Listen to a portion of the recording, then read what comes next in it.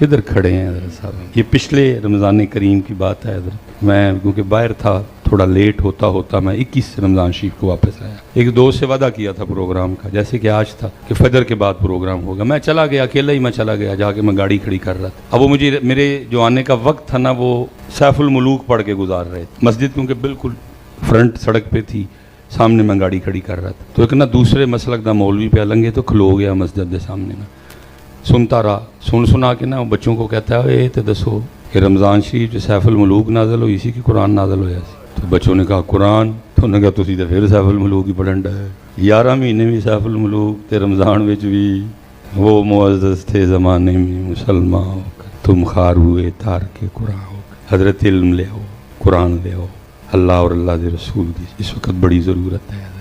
مجھے بتاؤ، جب تمہارے مخالف فرقوں کے لوگ تمہارے خلاف ویڈیو بناتے ہیں تو کیا تم اپنے عوام کو لے کر مولویوں کی سرکردگی میں ان کے مدارس کے باہر چلے جاتے ہو کہ جی آج ہم آ گئے دیوبند مدرسے کے باہر، اعلیٰ حضرت نے تمہیں مرتد ڈکلیئر کیا ہے، تمہیں شہادت کے درجے پہ پہنچانے کے لیے آ گئے؟ نہیں، ویڈیو بنا کے جواب دیتے ہیں، ویڈیو کھیلتے رہتے ہیں۔ جب میری باری آتی ہے تو صرف فیم حاصل کرنے کے لیے ہماری اکیڈمی کے باہر آ کے تماشا کرتے ہیں۔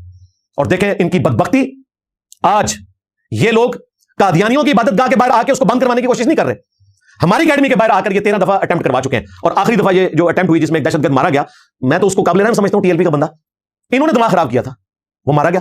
اس کے بعد پھر میں نے صرف اپنے اسٹوڈنٹس کی وجہ سے کہ ان کی جان کو خطرہ نہ ہو، میں نے تو اپنی زندگی وقف کی ہوئی ہے، اکیڈمی کو وقتی طور پہ میں نے بند کر دیا جب تک حالات فیوریبل نہیں ہوتے۔ اس میں انتظامیہ کا کوئی معاملہ نہیں، وہ تو مجھے سیکورٹی دینے کے لیے تیار ہے، لیکن میں نہیں چاہتا کہ میری وجہ سے ہمارا کوئی اسٹوڈنٹ یا ہماری سیکورٹی اداروں میں سے کوئی شخص جو ہے وہ شہید ہو۔ یہ میں نے آج ٹروتھ بھی ریویل کر دیا، کیونکہ بار بار لوگ پوچھ رہے ہیں کہ انجینئر صاحب آپ اکیڈمی کیوں نہیں کھول رہے؟ اس کے پیچھے ریزن یہ ہے، مجھے کوئی خطرہ ہوتا نا بھائی تو میں 13 اٹمپٹس پہلے اپنے اوپر نہ اس طریقے سے لیتا، میں تو اب بھی تیار ہوں۔ مسئلہ اسٹوڈنٹس کا ہے، میں نہیں چاہتا ان کے ساتھ کوئی اس طرح کی ایکٹیویٹی پرفارم ہو۔ ہمارا یہ پلیٹ فارم چل رہا ہے اللہ کے فضل سے، ان کے مرے ہوئے بزرگ زندہ قیامت تک آنے والے پہلے ان کی منجی ٹھوک چکی ہے اس پلیٹ فارم کے ذریعے۔ میرے نبی سا ہے ہی کوئی نہیں، تیرے بابے تھے شاہ ہی کوئی نہیں۔ کہتے ہیں کہ جی انجینئر صاحب گندی مکی ہیں، بیٹھتے ہی گند پہ ہیں، بالکل میرا فخر ہے، میں گند پہ بیٹھتا ہوں گند صاف کرنے کے لیے، لیکن تمہاری یہ ذلت ہے کہ گند تمہارے بزرگوں کا پھیلایا ہوا ہے۔ تم کہا کرو ہمارے بزرگ جو گند کر کے گئے تھے نا انجینئر، وہ گندی مکی ہے جو اس گند پہ بیٹھ کے اس کو صاف کرتی ہے، تو میں تیار ہوں گندی مکھی بننے کے لیے۔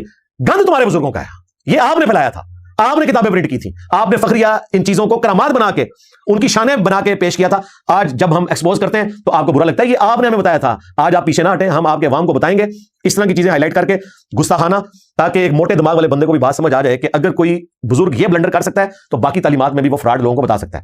آپ جن تعلیمات کو درست بتاتے ہیں ہمارے نزدیک وہ بھی فراڈ ہیں، لیکن ان کو فراڈ ثابت کرنے کے لیے ہمیں کتاب و سنت کا سہارا لینا پڑتا ہے، لیکن گستاخیوں کو ثابت کرنے کے لیے کتاب و سنت کا سہارا لینے کی ضرورت ہی نہیں پڑتی، عام بندے کو بھی سمجھ آ جاتا ہے کڈی بڑی چاول مار کے گئے ہیں۔ جی انجینئر صاحب تو اہل البیت کا دفاع کرتے ہیں، ان کی طرف بھی غلط باتیں منسوب ہیں، صحابہ کرام کا اتنا دفاع کرتے ہیں، تابعین کا کرتے ہیں، محدثین کا کرتے ہیں، عبد القادر جیلانی کا کیوں نہیں کرتے؟ علی اجویری کا کیوں نہیں کرتے؟ معین الدین چشتی کا کیوں نہیں کرتے؟ اور بھائی اس لیے نہیں کرتے کہ اہل بیت کے پیچھے، صحابہ کے پیچھے کتاب و سنت کھڑے میں، اور جن بابوں کا دفاع تم ہم سے ڈیمانڈ کر رہے ہو نا، ان کے پیچھے تہاڈی ورگی جھوٹا گلوتیاں ہوئی ہیں۔ لو سامو میں نبی سا ہے ہی کوئی نہیں، تیرے بابے تھے شاہ ہی کوئی نہیں، یہ وجہ ہے، یہ حکمت ہے، ہم کیوں دفاع کریں؟ جبکہ ان کا تعارف ہم تک اس حال میں پہنچا کہ انہوں نے گستاخیاں کی۔ قیامت والے دن اگر اللہ تعالیٰ نے مجھ سے پوچھ لیا کہ تو نے ان کا دفاع کیوں کیا تھا، تجھے شرم نہیں آئی کہ ان کی تعلیمات لیگیسی کے ساتھ انہی کتابوں کی شکل میں آئی تھی، تو نے ان کا جھوٹا دفاع کیوں کیا؟ تو میرے پاس کوئی جواب نہیں ہوگا۔ لیکن اگر یہ ان کی تعلیمات نہ ہوئی اور میں نے کتابوں کی روشنی میں ان سے اختلاف کیا اور ان کے کفریات لوگوں کو بتائے، تو اس مقدمے کو میں اللہ تعالیٰ کی بارگاہ میں جسٹیفائی کر سکتا ہوں، اور حقیقت بھی یہی ہے کہ یہ مقدمہ جسٹیفائی ہے، جس کا ثبوت یہ ہے کہ بریلویوں نے دیوبندیوں کی گستاخیوں کو آج تک نہیں مانا، وہ کہتے ہیں ہم جسٹیفائی ہیں۔ اسی طریقے سے دیوبندی بریلویوں کے عقائد کو درست نہیں سمجھتے، وہ کہتے ہیں ہم جسٹیفائی ہیں، اور ہم تو کتاب و سنت کی روشنی میں کہہ رہے ہیں کہ اتنے بڑے بڑے بلنڈر ہوئے ہیں، اور اللہ کا شکر ہے کتاب و سنت پہلے سے موجود تھے، وہ تبدیلی نہیں آئی جو 1200 سال کی گمراہی کے اگینسٹ یہ 15 سے 17 سال کی وجہ سے آ گئی ہے۔ کیوں؟ ہم نے ان کے بزرگوں کو پکڑ لیا، ان کے ہینڈلرز کو پکڑ لیا، اور عوام الناس کو بتایا کہ یہ سارا فراڈ کر کے گئے ہیں، آپ ان کے پیچھے اپنی آخرت برباد نہ کرو، اور دنیا میں آپ نہیں کرتے، تمہیں غوث وقت بھی کہنا کہ اپنے بچے کو ٹاٹ والے اسکول میں داخل کرواؤ، تم بات نہیں مانو گے، لیکن دین کی بات تم ان پڑھ جاہل، سوٹے لگانے والے، مزارات پہ بیٹھ کے نامحرم مریدنیوں کو ہاتھ پھیرنے والے لوگوں کی باتوں کے اوپر تم چلتے ہو۔ اور جو پرانے بزرگ تم بتاتے ہو نا، ان کا بھی ہم نے بتا دیا ہے کہ وہ کیا کرتے تھے، کوئی لوٹے کی ٹوٹی سیدھی نہ ہونے کے اوپر بندہ قتل کر دیتا تھا، کوئی اپنے مریدوں کے سامنے بیٹھ کے ککڑ پھاڑتا تھا اور مرید جو ہے وہ دال کھایا کرتے تھے، کوئی اپنی مریدنی کو کیچ کیا کرتا تھا۔ وہ آپ میری ویڈیو دیکھ لیں، 8 بزرگوں کی 8 کہانیاں، تو یہ میں نے اس حوالے سے بھی ٹروتھ ریویل کر دیا کہ ہم ایسا کیوں کرتے ہیں۔ قل هل يستوي الذين يعلمون والذين لا يعلمون انما يتذكر اولو الالباب، اے محبوب صلی اللہ علیہ وآلہ وسلم تم فرماؤ بھلا علم والے اور بغیر علم والے برابر ہو سکتے ہیں؟ نصیحت تو حاصل نہیں کرتے مگر عقل والے، یعنی عشق دے چلے نمبر نہیں لے جاندے، عقل والے۔ انما یخشى اللہ من عبادہ العلماء، اللہ تعالیٰ کی خشیت اور معرفت اہل علم کو حاصل ہوتی ہے۔ پھر نبی الاسلام کو جو دعا سکھائی گئی، اور رب زدنی علما، اے محبوب صلی اللہ علیہ وآلہ وسلم آپ بھی اللہ کے حضور عرض کریں کہ اللہ میرے علم میں اضافہ فرما دے۔ یہ ایک ایسی زبردست دعا ہے جس کے ذریعے امت کو بتایا گیا کہ نبی صلی اللہ علیہ وآلہ وسلم نے بھی اگر کوئی چیز اللہ سے مانگنی ہے نا ٹاپ کے اوپر تو وہ علم ہے، وہ مانگا جائے. اور یہاں کہتے ہیں علم بس کریو یار، کہتے ہیں نہیں زیادہ پڑھ جائیں گے تو ابلیس بھی بہت بڑا عالم تھا، گمراہ ہوا. ابلیس کوئی عالم نہیں تھا. ہاں ابلیس عالم ہوتا تو گمراہ نہ ہوتا. عالم وہ ہوتا ہے جو اپنے علم کے اوپر عمل کرے، جو خدا کے مقابلے پر کھڑا ہو جائے وہ تو ابلیس ہوتا ہے، وہ شیطان ہوتا ہے، وہ مردود ہوتا ہے، وہ عالم نہیں ہوتا.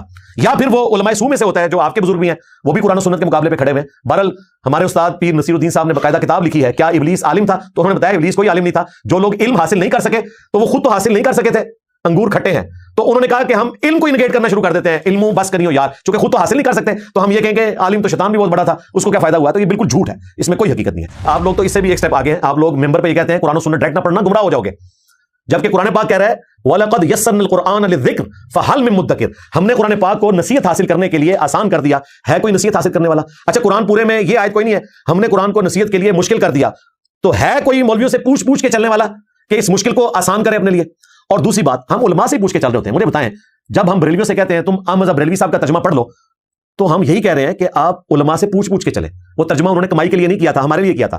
جب انہوں نے ترجمہ ہماری نیٹو لینگویج میں کر دیا تو گویا ہم اسی طریقے سے اس کو سمجھ سکتے ہیں جس طرح کہ صحابہ اکرام علیہم رضوان اپنی نیٹو زبان عربی میں قرآن پاک نازل ہونے کی وجہ سے پہلی دفعہ سن کے امپریس ہو کر اسلام قبول کر لیتے تھے، حالانکہ لکھے پڑھے نہیں تھے وہ. تو آج اگر اردو جاننے والا احمد بریلوی صاحب کا ترجمہ پڑھ لے تو اسے ہدایت نہیں ملے گی. کوئی دیوبندی اپنے تھانوی صاحب کا ترجمہ پڑھ لے اسے ہدایت نہیں ملے گی.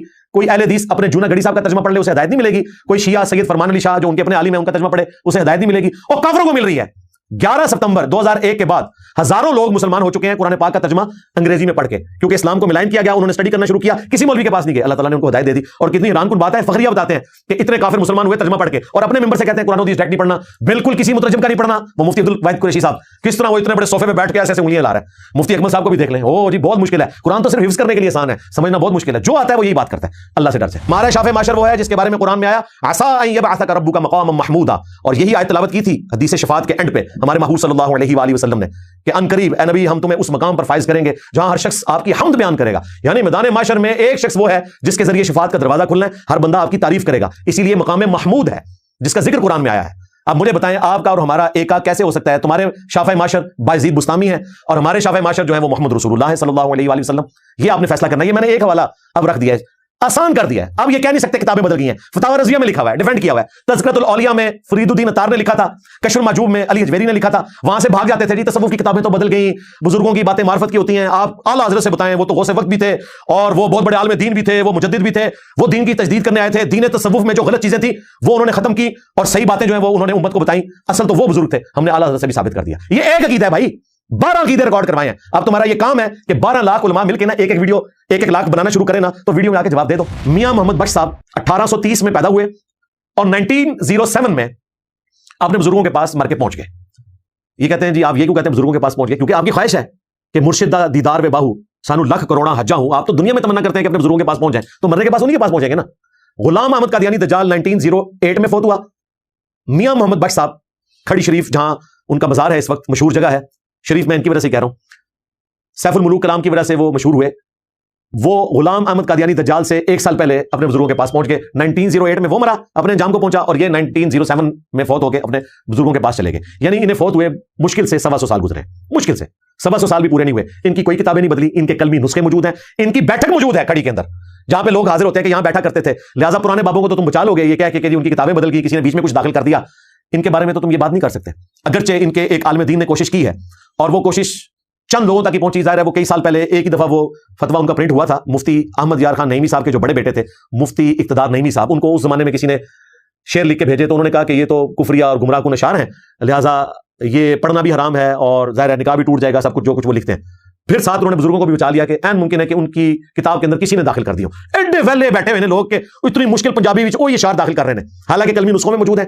اور جو ان کی لیگیسی کو آگے لے کے چل رہے ہیں جتنے بھی شعراء ہیں سب نے پروف ریڈنگ کر کے سیف الملوک پرنٹ کی ہوئی ہے، اور اس کے سٹارٹ ہی میں شیخ عبدالقادر جیلانی کی شان میں انہوں نے یہ اشعار کیے ہیں. بلکہ ہمارے ایک بریلوی مکتب سے تعلق رکھنے والے چھوٹے سے مولانا صاحب ہیں، وہ کہتے ہیں کہ جی میں تو میاں محمد بخش صاحب کی کتاب جس میں 2000 اشعار ہیں جو انہوں نے عقیدے دین تصوف کے بیان کیے ہیں اس کی شرح لکھ رہا ہوں. 4 زبانوں کی ضرورت پڑی اور میں نے بڑی محنت سے یہ کام کیا اور امت کا قرض اتار دیا. قرض یہ اتارا ہے جی کہ 2000 اشعار جو انہوں نے لکھے تھے اس زمانے میں 1877 میں وہ کتاب پرنٹ ہوئی اور اب وہ شرح کے ساتھ پرنٹ کرنے جا رہے ہیں اور اس میں وہ چندے بھی مانگ رہے ہیں کہ جی پیسے ان کاموں میں لگائیں.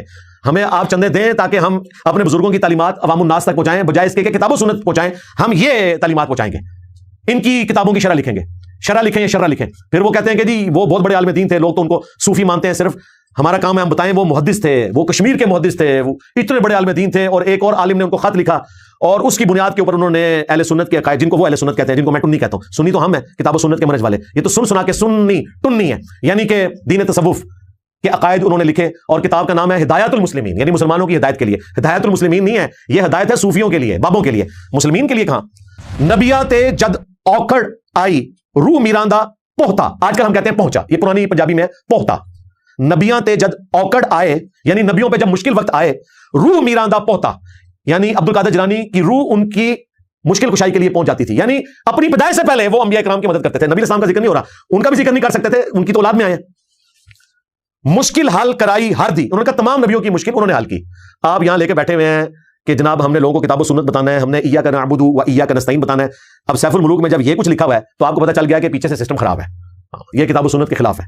مشکل حل کرائی ہر دی قرب شہادہ بہتا، وہ کہتے ہیں کہ عبد القادر جیلانی کا قرب اللہ تعالیٰ کے ہاں اتنا بڑا ہے کہ نبیوں کی مشکل کشائی کے لیے بھی عبد القادر جیلانی کی روح جایا کرتی تھی۔ لو سامو میں نبی سا ہی کوئی نہیں، تیرے بابے تھے شاہی کوئی نہیں، تیرے وہ بابے بھی شاہ کوئی نہیں جنہاں دی تعریف کیتی جا رہی ہے، اور تیرے وہ بابے بھی شاہ کوئی نہیں جڑے تعریف کر رہے ہیں۔ لے جو دبو انہاں نو، دیکھو جی، نبیاں تے جد اوکڑ آئی روح میراندہ پہتا، مشکل حال کرائی ہر دی قرب شہادہ بہتا۔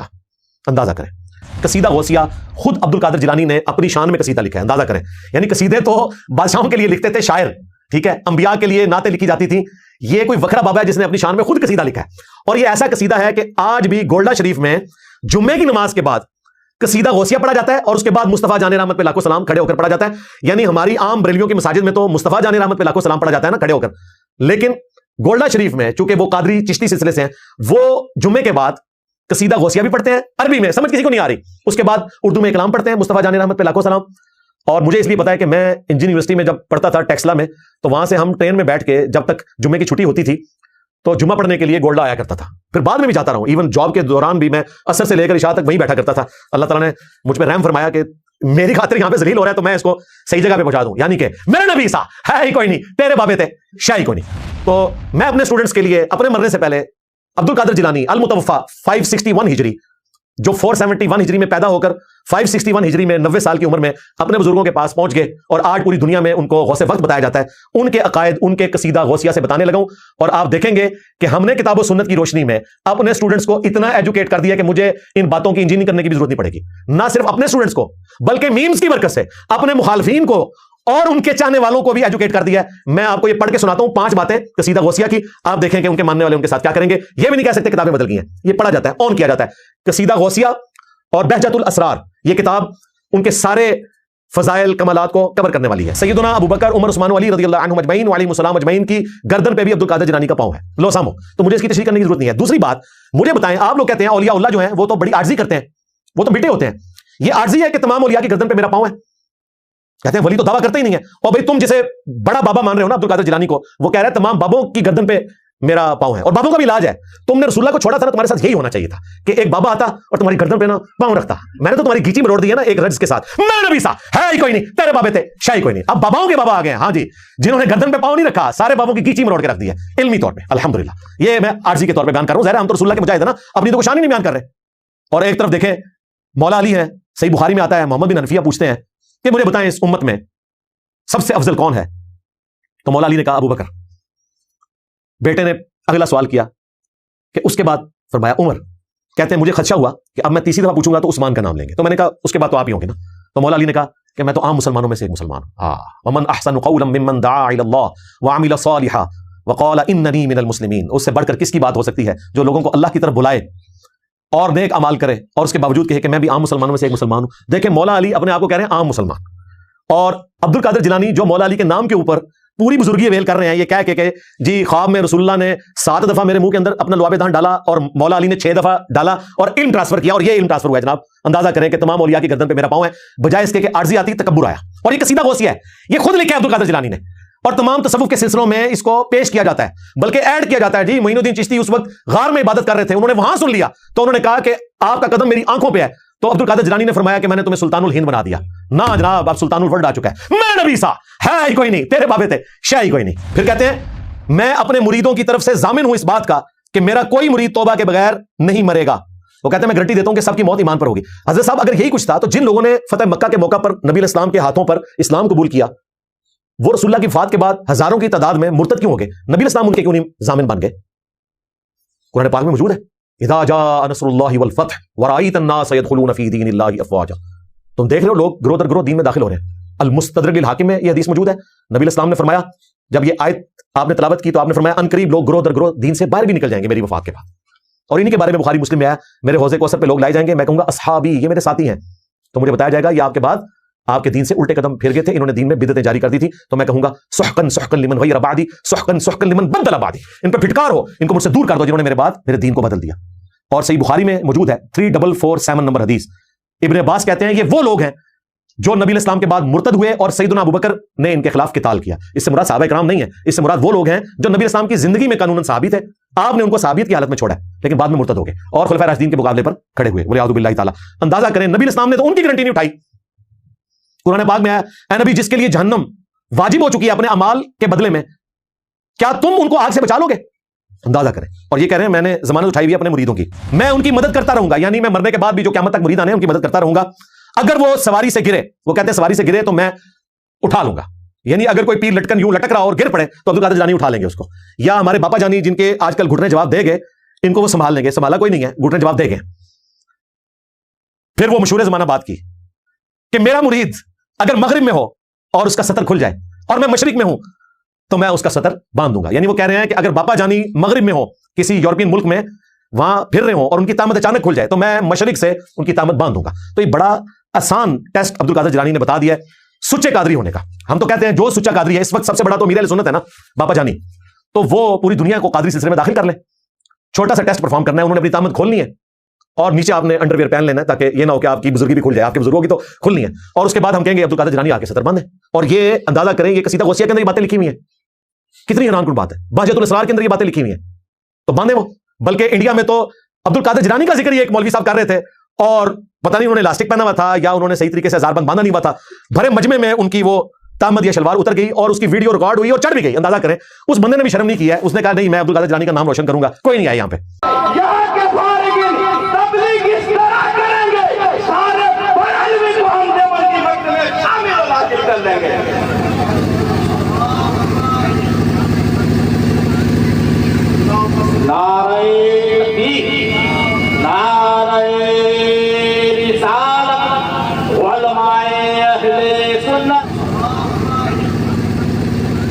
हैरानकुन बात है, ये जुर्रत अब्दुल कादिर जिलानी कर सकते हैं। वो कहते हैं खुशनसीब है वो जिसने मुझे देखा और खुशनसीब है वो जिसने मेरे देखने वाले को देखा। वही जो बुखारी मुस्लिम में है ना कि सबसे बेहतर जमाना मेरा, फिर मेरे साहबा का, फिर उनका जो उनको देखे, फिर उनका जो उनको देखे। बिल्कुल सेम अल्फाज ये हम अपने साहिल अदीम भाई को भी बताते हैं जो कहते हैं नहीं पुराने जो सूफियात थे ना वो ठीक थे, बाद में मसला हो गया। और सबसे बड़ा सूफी मैं आपको बता रहा हूं उसकी तालीमात की रोशनी में अब्दुल कादिर जिलानी। और ये तो वो सूफी है जिसको तो वाबी भी मान रहे हैं, जिससे इब्ने तैमिया भी मुतासिर हुए बगैर नहीं रहा। और अल्लाह का शुक्र है कि रबीउल अव्वल शरीफ की बरकत से आज 2 रबीउल अव्वल 1448 हिजरी बमुताबिक 16 अगस्त 2026 मैंने अपनी मौत से पहले अपने स्टूडेंट्स तक ये बता दिया कि ये अब्दुल कादिर जिलानी भी उसी पूरे सिस्टम को फॉलो करने वाले थे। अभी तो मैं मुहियुद्दीन इब्ने अरबी ने जो अब्दुल कादिर जिलानी के बारे में क्लेम किए हैं वो बताऊं ना कि वो उनको क्या कुछ समझता है। आपको हैरानगी होगी कि इन लोगों का इस्लाम भी साबित नहीं होगा जो जो नजरियात इन्होंने अपने बुजुर्गों की तरफ मंसूब किए हैं। जब अहमद बरेलवी कह रहे हैं कि इस उम्मत में अगर कोई नबी होता तो अब्दुल कादिर जिलानी होते, जब अहमद बरेलवी साहब ये कह रहे हैं कि अल्लाह ताला की तमाम सिफात का मज़हर मोहम्मद रसूलुल्लाह सल्लल्लाहु अलैहि वसल्लम और मोहम्मद रसूलुल्लाह सल्लल्लाहु अलैहि वसल्लम की तमाम सिफात का मज़हर अब्दुल कादिर जिलानी है। और जिले मोहम्मद का सेम वही वर्ड जो गुलाम अहमद कादियानी दज्जाल ने अपने लिए इस्तेमाल किया ना, जिले मोहम्मद, ये शेख अब्दुल कादिर जिलानी के लिए आला हजरत ने इस्तेमाल किया हुआ है। लो समो, अब आला हजरत का ये हाल है तो बाबे शाही कोई नहीं, क्योंकि वो तो आलिम भी थे। कहते हैं ना जी आलिम हो, फाजिल हो, सादा सूफी ना हो, ये अब्दुल कादिर जिलानी का हाल है। खुशनसीब हैं वो जिन्होंने मुझे देखा और मेरे देखने वालों को देखा, और हसरत है उन लोगों के लिए जो मुझे ना देख सके। अल्लाह का शुक्र है जी आपको नहीं देखा, कहीं गुमराही ना हो जाते और आपके पीछे ना लग जाते। ये अल्लाह का शुक्र हम अदा करेंगे। अगर आपने ये कुछ हमें बताना था, हम तो कहते हैं खुशनसीब है वो जिसने मरने से पहले एक दफा ये रट्स बुलंद कर दिया कि मैं नबी सा है ही कोई नहीं, तेरे बाबे थे।